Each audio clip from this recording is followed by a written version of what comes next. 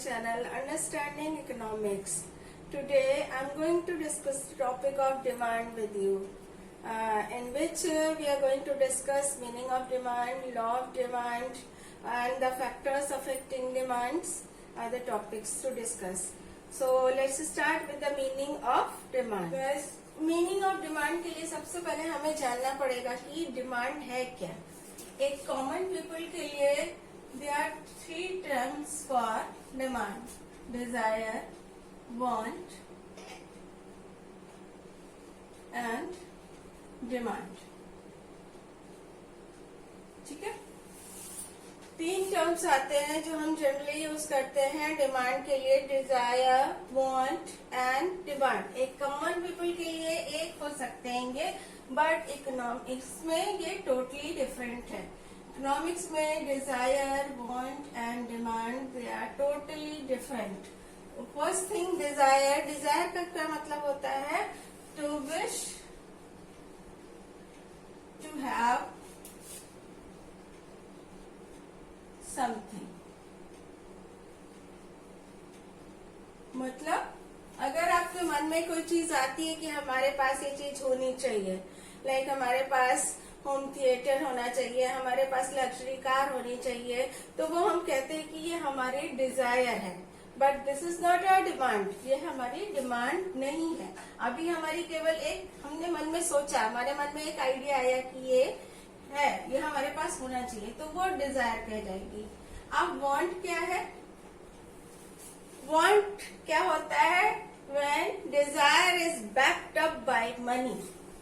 ठीक है, to have money to buy something.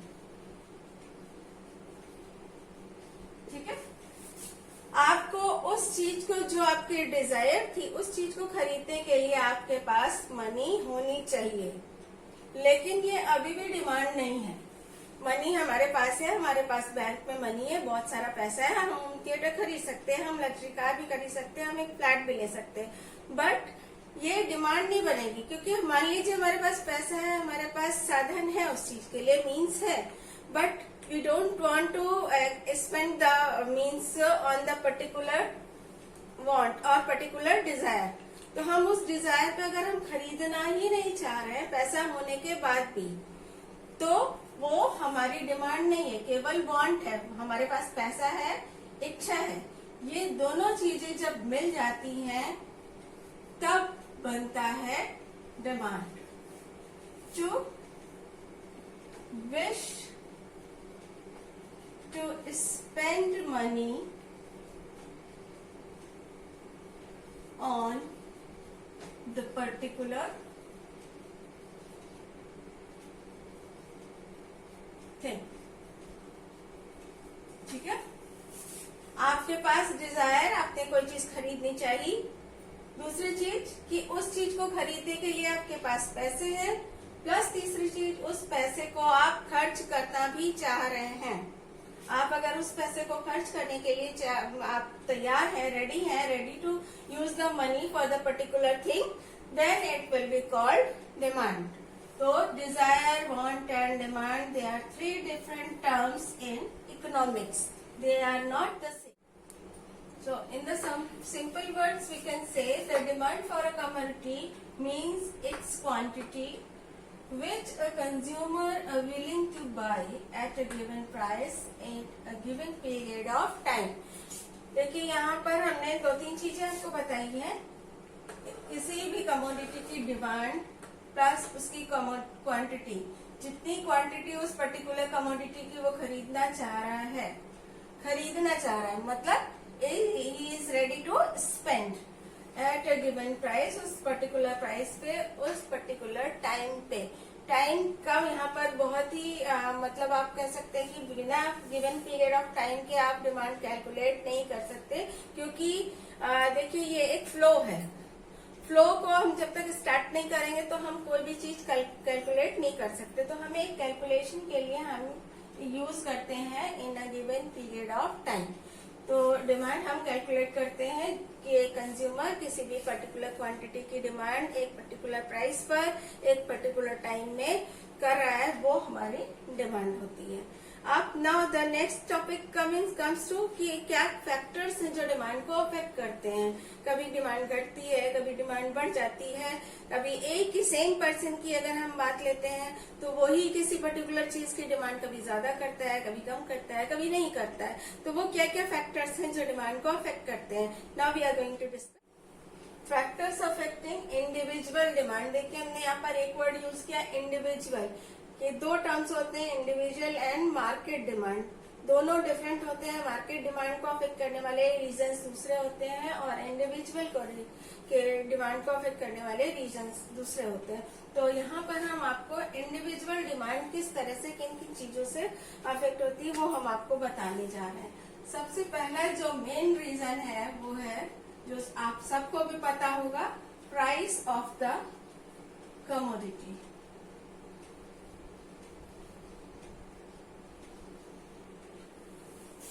Very general कि एक कॉमन पीपल क्या होता है, जब प्राइस ज्यादा होता है तो डिमांड कम करता है और प्राइस कम होता है तो डिमांड ज्यादा करता है। ये इसलिए नहीं करता है कि वो करने लगता है, लेकिन जैसे इनडायरेक्टली आपकी इनकम मान लीजिए 100 रुपीज है और उस 100 रुपीज से अगर हम पहले 3 किलो शुगर मान लीजिए ले लेते थे, 100 रुपीज में हमें 3 किलो शुगर मिल जाती थी, तो हम 3 किलो की डिमांड करते थे। मान लीजिए हमारा जो बजट है वो 100 रुपीज है शुगर पे खर्च करने का, तो हम 3 किलो शुगर 100 में ले लेते थे। अब सपोज शुगर के दाम गिर करके 33 से आपके मान लीजिए 25 पे हो जाते हैं, तो आप अब उसमें से उस 100 रुपीज से 4 केजी की डिमांड कर सकते हैं। तो ये अफेक्ट होता है, प्राइस गिरने से हमारी डिमांड बढ़ जाती है और प्राइस कम होने से, क्योंकि सैलरी अकॉर्डिंगली नहीं बढ़ती, तो हम डिमांड को ही कम कर देते हैं। लेकिन यहाँ पर आपको हम एक चीज बता दें, यहाँ पर अफेक्टिंग डिमांड्स में एक लाइन बार बार आती है जो हम अभी आपको बताएंगे, other things remains constant.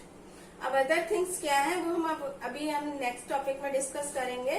Other things में जनरल से बता दे रहे हैं आपको, जैसे वो कोई नेसेसरी गुड नहीं है। मान लीजिए नमक है, हमने आपको शुगर का ये एग्जाम्पल किया, हम थोड़ा बहुत घटा वटा कर सकते हैं, लेकिन जैसे सॉल्ट है, अब सॉल्ट को तो हम ना कम कर सकते हैं ना ज्यादा कर सकते हैं, तो वो उस पर ये जो हमने आपको बताया कि प्राइस का इफेक्ट उस पर लागू नहीं होता। तो इस तरह की कुछ चीजें हैं जो डिमांड और प्राइस के इस रिलेशनशिप को जो हम कहते हैं कि प्राइस और कमोडिटी का इनवर्स रिलेशनशिप है। इनवर्स मतलब अगर एक चीज बढ़ती है तो एक चीज कम हो जाती है, ठीक है। Inverse relationship, price up demand down, price down demand rise. ये एक जनरल कमोडिटी के लिए हम आपकी बात कर रहे हैं। किसी नेसेसरी या आपकी बहुत पसंदीदा आपको उसकी किल्लत है तो भी आप फिर वो प्राइस को इफेक्ट नहीं उसको कर पाएगा, क्योंकि वो आपकी लत है, आपको वो चाहिए ही चाहिए। तो ये इस तरह की चीज यहाँ पर हम नहीं ले रहे हैं। यहाँ पर हम एक बहुत सिंपल सी चीज को के लिए बता रहे हैं कि अगर प्राइस ज्यादा होगा डिमांड कम हो जाएगी, प्राइस कम होगा तो डिमांड, और ये सिर्फ इसीलिए होता है क्योंकि हमारी सैलरी अकॉर्डिंगली नहीं बढ़ती है। अब दूसरा टॉपिक आता है यहाँ पर, दूसरा फैक्टर है price of related goods. Goods और commodity are the same thing.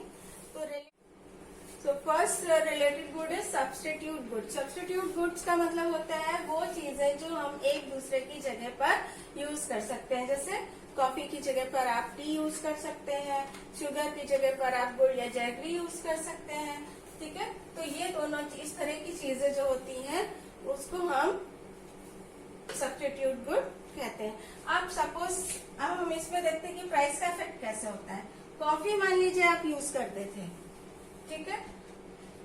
अब कॉफी का प्राइस जो है वो बढ़ गया, ठीक है। तो आप क्या करेंगे, कॉफी को पीना कम कर देंगे। आप किस चीज पर शिफ्ट हो जाएंगे, किस चीज पर शिफ्ट हो जाएंगे, टी पर, ठीक है। तो डिमांड, टी की जो डिमांड है वो क्या हो जाएगी, बढ़ जाएगी।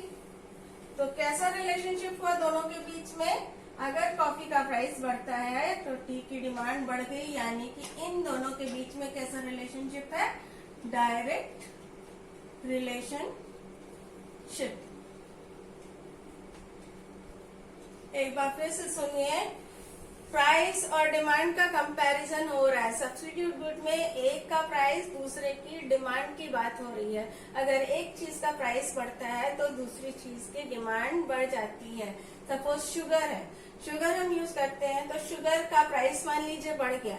अब आपका बजट उतना नहीं है कि आप शुगर पे उतना खर्च कर सकते हैं, तो आप क्या करेंगे, उसकी सब्स्टिट्यूट गुड यानी कि गुड़ को चूज करना शुरू कर देंगे। तो डिमांड ऑफ गुड़ विल इंक्रीज। ठीक है, तो ये दोनों में डायरेक्ट रिलेशनशिप होता है। एक का प्राइस बढ़ने का मतलब है उस चीज की डिमांड तो कम हो गई, उसका सब्स्टिट्यूट गुड की डिमांड बढ़ जाएगी। अब now come to second thing, complementary. Complementary क्या होती है, जो एक दूसरे के बिना वर्क नहीं कर सकती। कैसे होती है, जैसे सपोज कार एंड पेट्रोल। ठीक है, ये क्या है, कॉम्प्लीमेंट्री। कार बिना पेट्रोल के बेकार है, रिफिल बिना पेन बेकार है, तो ये एक दूसरे के सब्स्टिट्यूट है। सीमेंट के बिना घर नहीं बन सकता। अब इसमें क्या होगा,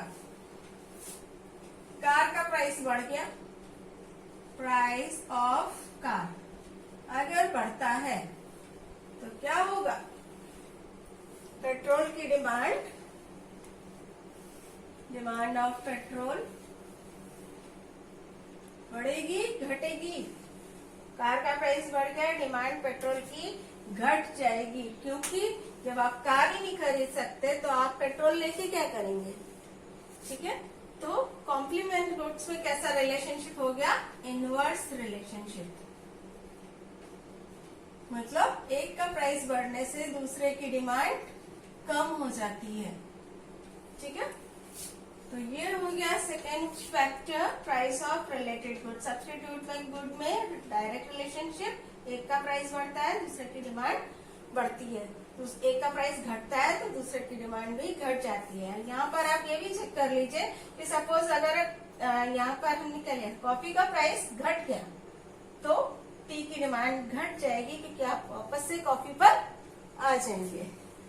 ठीक है, इसी तरह से इसमें भी होता है, अगर कार का प्राइस घट गया तो पेट्रोल की डिमांड बढ़ जाएगी। ठीक, now come to third factor. The third factor is income of the consumer. So the very general thing is that कि income increase होने से consumer की डिमांड बढ़ती है, क्योंकि अब वो ज्यादा कैपेबल है ज्यादा चीजें खरीदने के लिए। तो बट यहाँ पर भी एक एक्सेप्शन है, दो चीजें होती है हमारे पास, एक होती है नॉर्मल गुड और दूसरी होती है इंफीरियर गुड।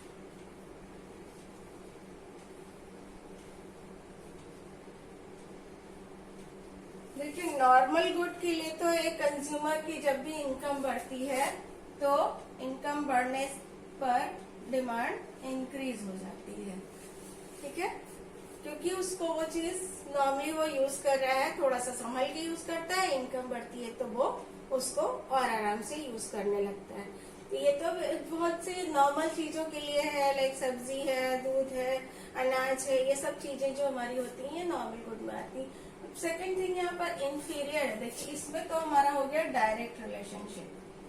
ठीक है, क्योंकि इनकम बढ़ी डिमांड बढ़ गई। लेकिन इंफीरियर गुड में यही चीज उल्टी हो जाती है। इंफीरियर गुड से क्या मतलब है, सपोज हमारे पास इतना बजट नहीं था कि हम शुगर को यूज कर सकते थे, या कॉफी ले लेते हैं, कॉफी थोड़ा ज्यादा बहुत ही कॉफी का हम यूज नहीं कर पा रहे थे, हम चाय का यूज कर रहे थे बिकॉज ऑफ आवर बजट। तो बजट हमारा कम होने की वजह से हम कॉफी की जगह पर चाय लेते थे।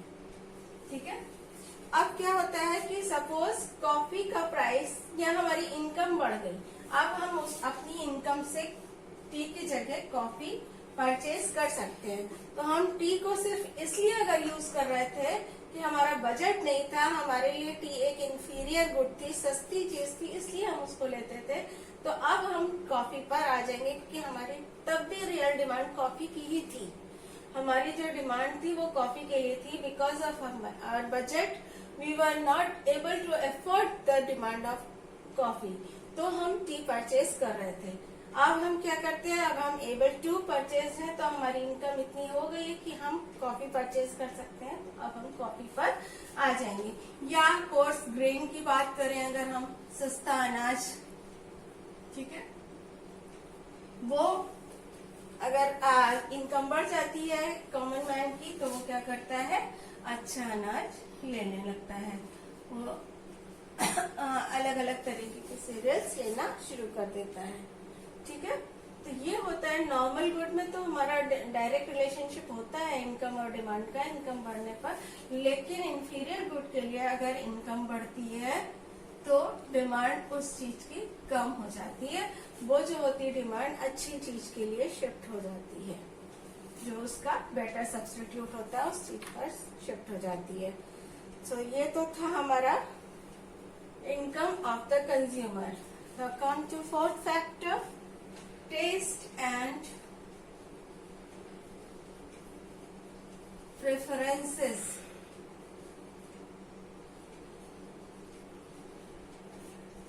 देखिए, एक हमने जब आपको एक्सेप्शंस बताया तब भी आपसे ये कहा था कि अगर हमारा किसी पर्टिकुलर चीज के लिए टेस्ट है या हम उस चीज को प्रेफर करते हैं बहुत ज्यादा, तो उस पर ना हमारे इनकम का इफेक्ट पड़ता है, ना हमारे जो प्राइस होता है उस कमोडिटी का, उसका इफेक्ट नहीं होता है। हमको अगर उस चीज को लेने की इच्छा है, वो चीज हमें अच्छी लगती है, तो वो चीज हम परचेज कर लेते हैं। मतलब कि यहाँ पर हमारा डायरेक्ट रिलेशन होता है। अगर हम एबल हैं उस चीज के लिए डिमांड करने के लिए, तो हम उस चीज को लेते हैं। उस पे हमारा पैसे से कोई मतलब नहीं होता, उस चीज के प्राइस से कोई मतलब नहीं है, इनकम से कोई मतलब नहीं है। सपोज अगर हमें मान लीजिए एलईडी टीवी अच्छी लगती है, तो हमारा वो टेस्ट है, क्योंकि हम दूसरी चीज वो देख ही नहीं सकते। हम एलसीडी नहीं, नॉर्मल टीवी नहीं अच्छी लगती है हमको देखना, तो हम एलईडी ही लेंगे, चाहे उसका प्राइस कम है चाहे उसका प्राइस ज्यादा है। तो उस पर हमें प्राइस नहीं चाहिए। जैसे मान लीजिए कोई फैशन है, एक फैशन आ गया, अब उस चीज का अगर दूसरी चीज है जिसका फैशन नहीं है, वो चीज सस्ती में भी मिल रही, तो आप नहीं लेंगे, क्योंकि वो फैशन से बाहर है। हमको क्योंकि फैशन देखना है, आज का जो चलन है वो देखना है, आज का क्या है मार्केट में डिमांड, किस तरह का चीज ली जाती है, तो वो हम चीज परचेज करते हैं। उस पर भी हमारा प्राइस से कोई लेना देना नहीं होता। बल्कि कुछ लोगों की तो आदत होती है ये कि जब वो चीज महंगी होती है तब उस चीज को अपने लायक समझते, जब वो चीज सस्ती हो जाती है तो वो चीज उनके लायक नहीं होती है। तो ये सारी चीजें हमारी टेस्ट और प्रेफरेंसेस में आती हैं। तो ये टोटल हमारी चीजें थी। 4 मेन फैक्टर्स, कुछ और छोटी छोटी चीजें भी हैं बट यहाँ जो मेन फैक्टर्स थे वो प्राइस को या प्राइस और डिमांड को अफेक्ट बहुत ज्यादा करते हैं, तो उनकी वजह से डिमांड बढ़ती है घटती है। These are the factors. Law of demand. Law of demand यही है कि when price increases, demand decreases. When price decreases, demand increases. This is a simple law of demand. यहाँ पर हमारी जो definition बनती है, हम उसमें एक चीज जोड़ते हैं, other things remains constant. Other things remains constant. Quantity demanded of a commodity. Quantity demanded. अभी आपको ये भी बताएंगे कि क्वांटिटी डिमांडेड और डिमांड में क्या अंतर है। ये भी आपको डिफरेंस है यहाँ पर। इकोनॉमिक्स में इसका भी डिफरेंस होता है। What is quantity of demand, what is demand of a commodity.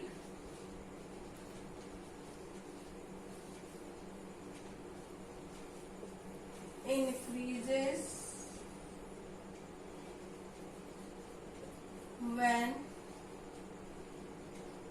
price of a commodity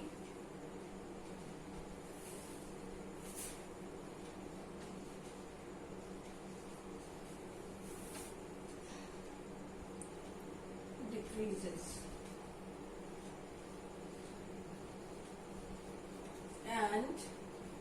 vice versa. ठीक है, अदर थिंग्स रिमेन्स कांस्टेंट। अब यहाँ पर अदर थिंग्स रिमेन्स कांस्टेंट से मतलब एजम्पशंस से है। देयर आर सम एजम्पशंस, उसके बिना ये लॉ अप्लाई नहीं हो पाता है। बट लॉ ऑफ, समझ लीजिए पहले, quantity demanded of a commodity increases when price of a commodity decreases. Price किसी चीज का घटता है तो उस चीज की डिमांड बढ़ती है। ठीक है, देखिए हम क्वांटिटी डिमांडेड और डिमांड की बात कर रहे हैं। डिमांड ज्यादा की भी हो सकती है। मान लीजिए हमारी डिमांड 100 की थी, बट हम 100 नहीं ले पा रहे हैं, हमारे पास जितना बजट है वो हमारा 80 का ही है, तो हमारी डिमांड तो 100 की है, बट उसकी प्राइस की वजह से हम उस चीज की 80 की ही डिमांड कर रहे हैं। तो 80 is quantity of the particular commodity. तो quantity demanded is 80 but demand is 100, क्योंकि प्राइस बढ़ गया, अब हम 80 ही उस चीज की परचेस कर रहे हैं। डिमांड हमारी 100 की है, लेकिन प्राइस बढ़ने की वजह से हम अब उस चीज की 100 की जगह 80 क्वांटिटी ही खरीद पा रहे हैं। That is quantity demanded. तो आप पहले आप समझ लीजिए एजम्पशन क्या है, क्योंकि ये बार बार आ रहा है। Other things remains constant. यहाँ पर सबसे पहला तो यही है, there is no change in the price of related goods। जब हमने आपको फैक्टर्स डिस्कस किए थे तो उसमें हमने आपको बताया था कि उसके रिलेटेड माने सब्स्टिट्यूट या कॉम्प्लीमेंट्री गुड्स के प्राइस की वजह से भी डिमांड पर फर्क पड़ता है। तो इसलिए हमने यहाँ पर इस चीज को कांस्टेंट मान लिया है कि इसमें कोई चेंज नहीं हो रहा है, क्योंकि अगर इसमें चेंज होगा तो हमारी डिमांड दूसरी चीजों की वजह से अफेक्ट हो जाएगी और ये लॉ अप्लाई नहीं हो पाएगा। देखिए बार बार ये आपको बताते हैं, economics is the science of human nature and human nature never be constant. तो हमें कुछ चीजों को मतलब स्थिर करना पड़ता है कि in these things there is no change. तो हमको ये एजम्पशन तो सब में लेना ही पड़ता है, जितने भी इकोनॉमिक्स के लॉज हैं। तो उसके बाद हमने यहाँ पर सेकंड हमारा जो है assumption, no change in the income of consumer. ठीक है, कंज्यूमर की इनकम में भी कोई चेंज नहीं होना है, क्योंकि इनकम डायरेक्टली रिलेटेड है डिमांड से। तो इनकम अगर घटती है या इनकम बढ़ती है तो उसका इफेक्ट भी डिमांड पर पड़ता है। तो हमने इसलिए इस चीज को भी कांस्टेंट मान लिया है। फिर तीसरी चीज, नो चेंज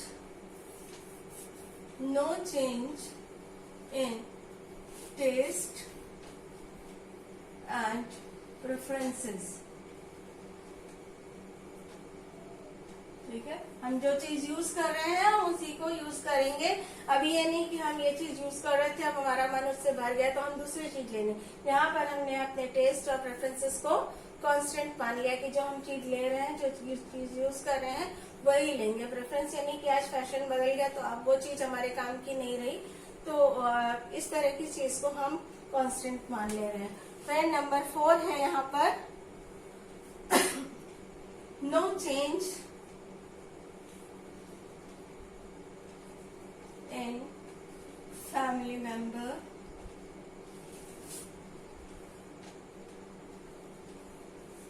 और वेदर एक्सेट्रा। देखिए यहाँ पर ये वर्ड इसलिए दिया है कि इंडिविजुअल डिमांड पर भी फैमिली मेंबर्स का असर पड़ता है, क्योंकि हम एक फैमिली, मान लीजिए इनकम किसी एक की है और उसको 4 लोग यूज कर रहे हैं, तो हम डिमांड तो एक ही की कहेंगे। वो एक आदमी डिमांड जो कर रहा है वो पूरे फैमिली मेंबर्स के लिए कर रहा है, तो डिमांड तो हमारी उस पर्टिकुलर पर्सन की ही हुई। अब अगर उसके फैमिली मेंबर्स बढ़ जाते हैं तो डिमांड पे फर्क पड़ेगा। और इसी तरह वेदर है, वेदर चेंज हो गया, जाड़े की जगह गर्मी आ गई तो भी हमारे डिमांड पर फर्क पड़ेगा। तो हम यहाँ पर इस चीज को भी कांस्टेंट मानते हैं कि there is no change in family members, weathers और एनी अदर थिंग्स।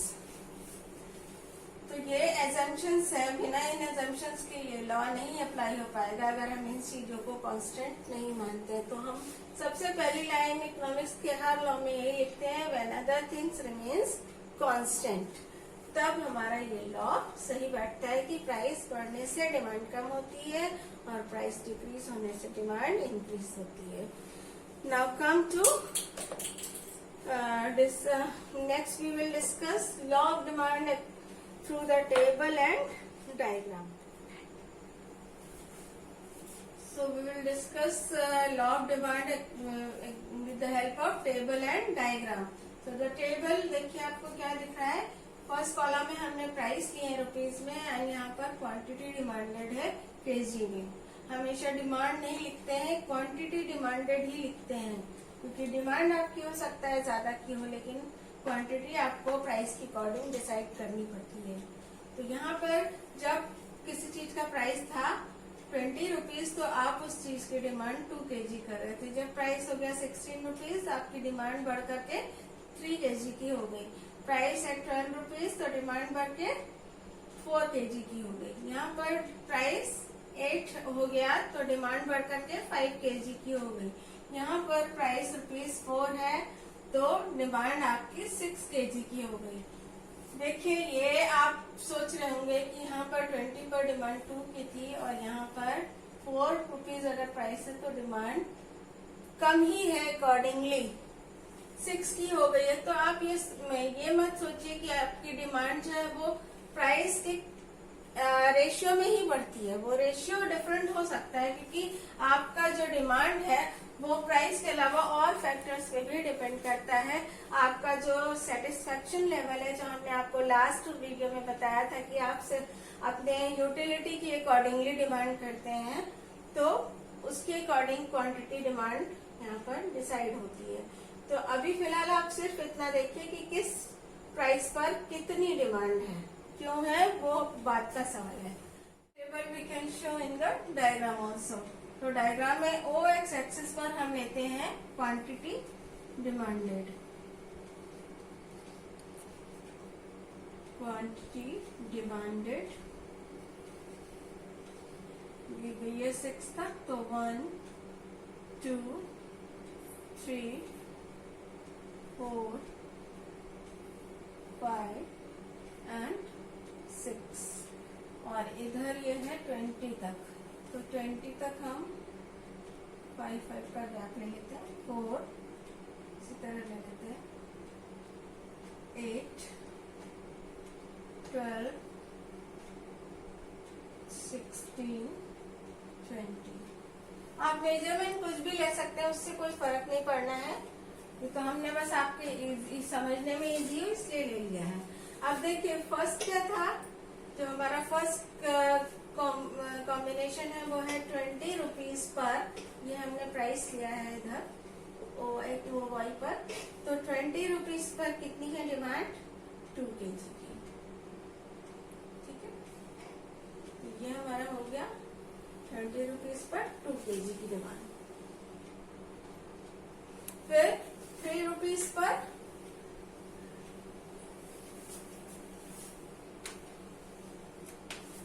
16, जब हमारा प्राइस था 12 और डिमांड थी 4 की। प्राइस था 8 रुपीज, डिमांड 5 kg की। फिर 4 रुपीज प्राइस पर है डिमांड 6 kg की। तो ये जो हमें पॉइंट्स मिले हैं, इन पॉइंट्स को हम ऐड करते हैं। देखिए ये हमारा डीडी कर्व आ गया और इसको हम बोलते हैं डिमांड कर्व। ये हमको मिला डिमांड कर्व। इस पर ये जो पॉइंट्स थे अब हम इसको A B C यहाँ पर हम ई ले लेते हैं, क्योंकि डीडी तो हमने डिमांड कर्व का नाम दिया है। ये आपके ऑप्शनल है, आपको इससे मतलब variable you can take anything, R S T U भी ले सकते हैं, A B C D E ले सकते हैं, कुछ भी ले सकते हैं। हमने यहाँ पर डी सिर्फ इसलिए नहीं लिया कि डीडी हमने डिमांड कर्व का नाम दिया हुआ है। तो ये हमारा डिमांड कर्व आ गया जो डिफरेंट प्राइस लेवल्स पे डिफरेंट क्वांटिटी डिमांडेड को बता रहा है। तो ये था हमारा table and diagram. Now come to the exceptions of law of demand, मानी कुछ एक्सेप्शंस है जिन पर ये लॉ ऑफ डिमांड अप्लाई नहीं होता है। तो अब हम आपको वो बताने जा रहे हैं। अच्छा, एक क्वेश्चन ये होता है कि ये कर्व हमेशा लेफ्टवर्ड स्लोपिंग क्यों होता है? देखिए, लेफ्टवर्ड स्लोपिंग इसलिए होता है कि यहाँ पर हमारी जो सेटिस्फैक्टरी लेवल होता है, यूटिलिटी होती है, वो हमारी अकॉर्डिंग टू प्राइस और according to use of the commodity घटती जाती है। हमारी यूज के साथ साथ जितनी क्वांटिटी हम यूज करते हैं उतनी ही उस चीज की यूटिलिटी कम हो जाती है। आप सोच के देखिए, सिंपली आप एक पेन की बात लीजिए। एक पेन अगर आपके पास होता है, आप उसको बहुत संभाल के रखते हैं। अगर आपके पास उसी तरह के 10 पेन हो जाते हैं, तो आप अगर मान लीजिए एक पेन कहीं इधर उधर रख गया, तो आप उसको ढूंढने की कोशिश नहीं करेंगे, आप फट से दूसरा पेन ले लेते हैं। तो ये इसलिए डाउनवर्ड होता है। उसका मेन रीजन यही होता है कि प्राइस बढ़ने से आपके पास वो चीजें, प्राइस घटने से उस चीज की क्वांटिटी ज्यादा हो जाती है और आपके लिए जो उसकी यूटिलिटी है वो बढ़ जाती है, डिवाइड हो जाती है, इसलिए वो यूटिलिटी कम हो जाती है। अब नेक्स्ट टॉपिक हमारा है exceptions of law of demand. So there are some exceptions when law of demand will not apply. तो सबसे पहला एक्सेप्शन है उसमें, goods expected to become scarce और कॉस्टली इन फ्यूचर। कुछ चीजें हैं होती हैं जैसे कि आपको पता है कि ये फ्यूचर में नहीं मिलेगी, तो आप क्या करते हैं, उस चीज को लेकर के स्टॉक में रख लेते हैं। आप प्राइस का मुंह नहीं देखेंगे वहां पर कि हमें प्राइस लेना है। जैसे सपोज अभी लॉकडाउन हुआ था, अचानक से मार्केट बंद हो गई, पता चला कल से मार्केट बंद हो जाएगी, नहीं खुलेगी। उस समय में लोगों ने क्या किया था, लोगों ने खूब सारा ले करके स्टोर करके रख लिया था अपने पास में। तो वो यहाँ पर उस समय में हमारा प्राइस और जो डिमांड का रिलेशनशिप है वो यहाँ पर अप्लाई नहीं होता। वहां पर हमें इससे मतलब नहीं था कि प्राइस क्या है या क्या होगा, हमें सिर्फ इतना ही दिखाई दे रहा था कल के लिए इसकी जो है इस मतलब फैसिलिटी हमें नहीं मिलेगी, वो चीज हमें अवेलेबल नहीं होगी, there will be scarce in the particular good, तो हम उस चीज को स्टोर करके रख लेते हैं। या हमें पता होता है कि वो चीज कल महंगी हो जाएगी, बहुत ज्यादा कॉस्टली मिलेगी, तो हम उस चीज को आज परचेज करके रख लेते हैं। अगर वो टिकाऊ है, अगर वो थोड़ी सी भी परमानेंट है, ड्यूरेबिलिटी है उसमें, तो हम उस चीज को स्टोर करके रख लेते हैं। दोनों ही केसेस में, या तो वो फ्यूचर में स्केर्स होने वाली हो या फिर वो फ्यूचर में कॉस्टली होने वाली है। सेकंड होता है status symbol goods. Status symbol मतलब जैसे कोई एंटीक पीस है, डायमंड्स है, तो ऐसे देखिए तो इन चीजों में कोई यूटिलिटी नहीं है, कोई भी हमारी वांट्स को सेटिस्फाई नहीं करती है, ना ही हमें उन चीज की जरूरत होती है। But the things were status symbol, तो स्टेटस सिंबल होने की वजह से हम उनको लेकर के रखते हैं। बड़े बड़े लोग ड्राइंग रूम में सजाते हैं, आप यूज करते हैं। जैसे गोल्ड है, डायमंड है, इन चीज का एक्चुअली देखे तो लाइफ में कोई जरूरत नहीं होती, न ही कोई नीड है कि इसके बिना आदमी को जीना मुश्किल हो जाएगा, life will be difficult without it. But क्योंकि ये स्टेटस सिंबल है, ये हमारे स्टेटस को बताती हैं। अगर हमारे पास ये चीज एंटीक पीस है, बहुत हाई फाई चीजें हैं, तो हमारा स्टेटस बढ़ जाता है पब्लिक के बीच में। तो इसलिए इन चीजों पर भी प्राइस का इफेक्ट नहीं होता, बल्कि इन चीजों के प्राइस कम होने से वो स्टेटस सिंबल नहीं रहती और उनका डिमांड प्राइस की वजह से जो था वो कम हो जाता है। तो इन चीजों पर भी प्राइस ज्यादा होने से ही इनकी डिमांड ज्यादा होती है। फैशन, अगेन फैशन अगर चल रहा है, उस चीज का फैशन है मार्केट में, हम कहीं भी जाते हैं तो हमारा वो फैशन होता है कि एक हाँ ये स्टेटस हमारा बताता है, ये फैशन हम ले रहे हैं, तो हम उस चीजों पर भी, फैशन की चीजों पर भी ये लॉ ऑफ डिमांड अप्लाई नहीं होता। यहाँ पर भी प्राइस की वजह से डिमांड अफेक्ट नहीं होती है। प्राइस कितना भी हो, अगर उस चीज का फैशन है और हमारी कैपेबिलिटी है तो हम उस चीज को परचेज करते हैं। फिर होता है नेसेसिटीज। नेसेसिटीज भी, आप जैसे सपोज किसी को ऑक्सीजन की जरूरत है, तो वो उसका प्राइस नहीं देखेगा, वो ऑक्सीजन परचेज करेगा।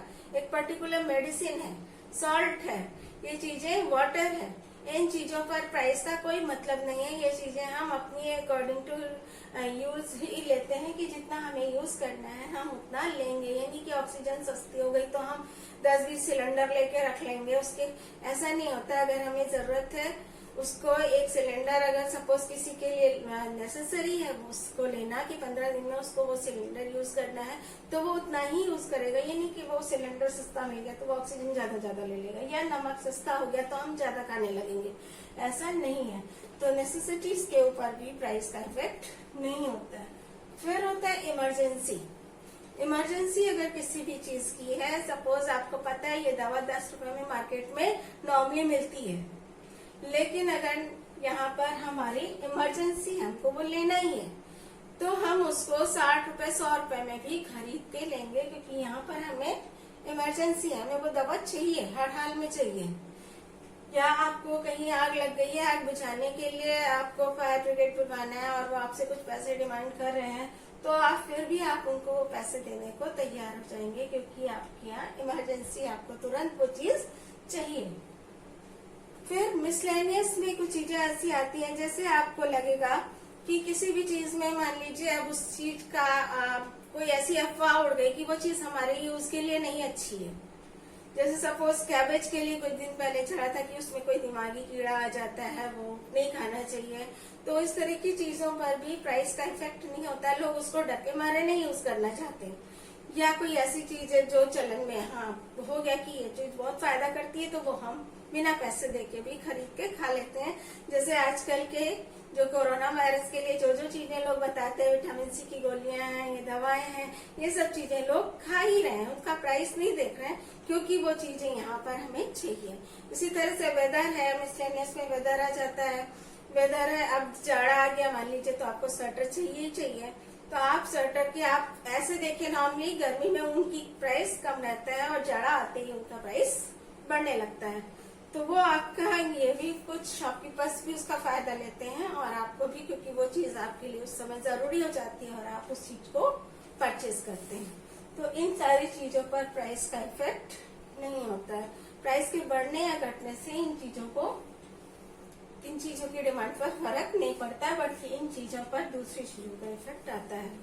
तो यह आपका था कॉन्सेप्ट ऑफ डिमांड, मीनिंग बताया हमने आपको, लॉ ऑफ डिमांड बताया, टेबल एंड उसके डायग्राम के लिए बताया, फैक्टर्स इफेक्टिंग बताया और उसके एक्सेप्शंस। तो यहाँ पर लॉ ऑफ डिमांड या कॉन्सेप्ट ऑफ डिमांड कंप्लीट हो गया। अब यहाँ पर जो बचता है वो है कंज्यूमर्स इक्विलिब्रियम थ्रू डिमांड। ये हम आपको नेक्स्ट वीडियो में बताएंगे।